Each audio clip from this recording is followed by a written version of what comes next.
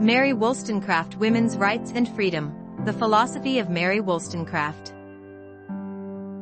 Mary Wollstonecraft was an English writer and passionate advocate of educational and social equality for women, and a philosopher. She is known as the first feminist of Britain and mother of feminism. She outlined her beliefs in A Vindication of the Rights of Woman, 1792, considered a classic of feminism.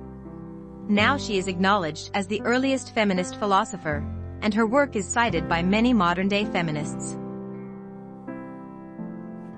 The daughter of a farmer, Wollstonecraft taught school and worked as a governess, experiences that inspired her views and thoughts on the education of daughters, 1787. In 1788, she began working as a translator for the London publisher Joseph Johnson, who published several of her works, including the novel Mary, a Fiction, 1788. Her mature work on woman's place in society is A Vindication of the Rights of Woman, 1792, which calls for women and men to be educated equally. During her time, women were told from a young age that they were frivolous and incapable. These ideas were indoctrinated and solidified through the education system.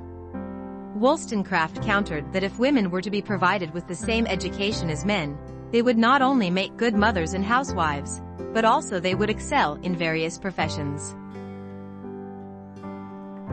Other early feminists had made similar pleas for improved education for women, but Wollstonecraft's work was unique in suggesting that the betterment of women's status be effected through such political change as the radical reform of national educational systems.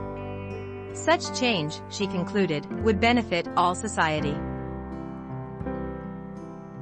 Her work, A Vindication of the Rights of Woman, published in 1792, did not receive much attention until later in the 20th century when the feminist movements gained fervor. Women were educated on gender equality, and Wollstonecraft's philosophy was centered around that very idea.